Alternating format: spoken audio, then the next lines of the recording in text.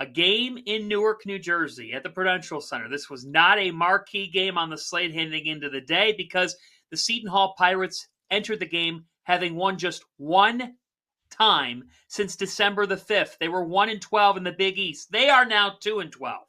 After trailing by 7 points with 36 seconds left in regulation and mounting an improbable comeback just to force overtime on a Dylan Adewusu 3, then down by 5 with a minute to go in overtime, UConn's unable to get the basketball in bounds in their backcourt.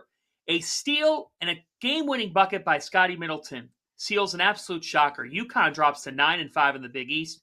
Really say goodbye to those regular season title hopes. They were already waning. 69-68, the Pirates shot Connecticut. Rod Doster, what do you make of this?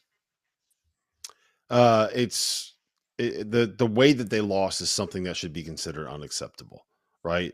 Those late game turnovers, the inability to get the ball in out of bounds, and frankly, like I've gone back and forth on how hard I want to go here, right? Because I think on the one hand, don't be soft, Rob. Do not be soft. That was a soft performance from UConn, right? And I think that anybody watching that game could see that. On the other hand, this is a team where they are dealing with the weight of expectations that come from another team that won back-to-back national titles. And let's be frank, this team is just not that good, right? They are like a 9-10 seed kind of a program right now, kind of a team right now.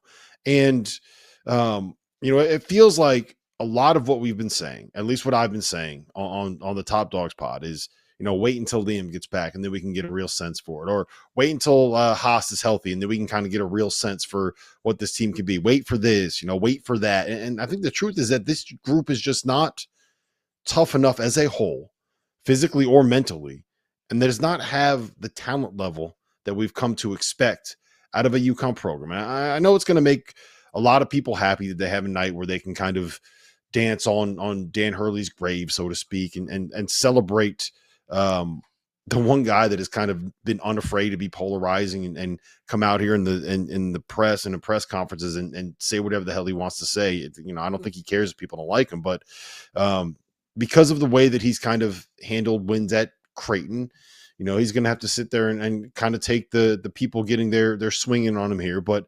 I do think that eventually this thing will get turned around. I don't know if it's going to be this year. I keep kind of telling myself, right, Jeff, like this is the way this thing is kind of going. A lot of these pieces are going to be around for maybe another year.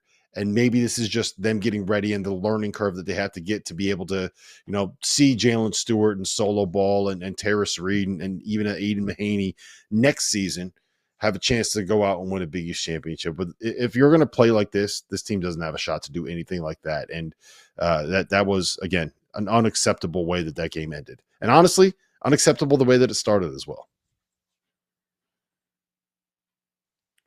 Yeah, Goodman? For me, again, it was shocking to watch the end of the game and the lack of execution and the inbounds passes, especially with like Alex Caravan and Liam McNeely making those passes, right? Like you think like Caravan's going to find a way. Now, again, somebody slipped on one of them, but the baseball pass was atrocious.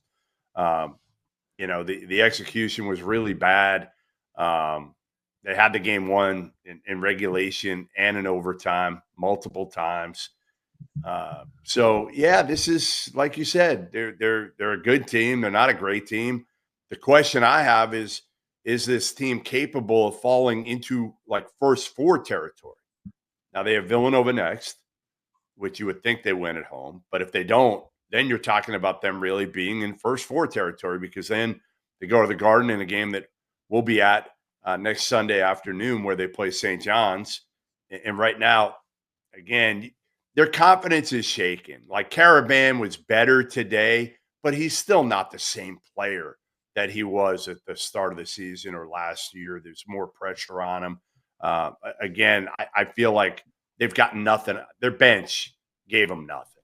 And it's just a lot of the guys just haven't made the jump that we thought they were going to make this year. And then, Aiden Mahaney's struggling, obviously. He can't even get in the floor again today. But going back to what you said about Hurley, here's the one thing I will say is like, listen, if you're going to dish it out, you better be able to take it. Mhm. That's the biggest thing Absolutely. I would say to Dan Hurley is like, you're going to act that way and puff your chest out. Then you got to be able to take the shit when people come after you and you lose to Seton Hall. And I think he did it today. I mean, obviously it was against his former program, against a guy that he loves and Shaheen Holloway. So it was a little bit easier to do so. But again, I think, will he be humbled a little bit? I don't know. I mean, probably not, knowing Dan. I think he'll figure it out and flip it, and they'll be really good again next year. No, I look. Bizarre to say He's the least. one. He's never going to be humbled, but like and when you win back-to-back championships, like you probably don't deserve to get humbled. But I will say this, like he's going to have to take the hits, and there's going to be a lot of hits based on the way that this game ended. I just want him to store every single one of those in his head and make sure to show it to all these guys on the team, because that's the kind of stuff that's going to motivate him. So everybody that's saying something mean to Dan Hurley right now or tweeting about him, just remember, he doesn't forget that stuff. Like that's going to sit there driving him insane and motivating him for the next 2 years while he gets this thing rebuilt. I'm not worried about it. UConn will be back. I mean, he could be, listen, he could be coaching Luca right now. Luca. Yeah, I don't know if he Come wants on. to do that whole brigade either. It also means he has to deal with okay. I'll give my 12-second take on it. Yeah, missed in go the transfer ahead. portal. UConn missed in the transfer portal. The standard was created when he comes back to UConn and says, I want to win a third national championship. When you say that, it gets created. So we're talking No, about how about it. when he said, how about Fanta when he said, why aren't we ranked number 1 in the preseason? Remember, he Right. thought they were slighted. Right. And what I was just saying is, when that's a standard that's created, then there's pressure put on you. And those kids, like Alex Caravan hits a wall, but I just think UConn fans, I know you want to win another one. You're also harsh on your guys. Like, if you win a tournament game or two, if you make the Sweet 16 with this team, it still should be a good year. And I just think there's a lot of people around that program right now who are like feeling, they built this monster pressure. And you have to accept the fact that you're not that team. You're just not.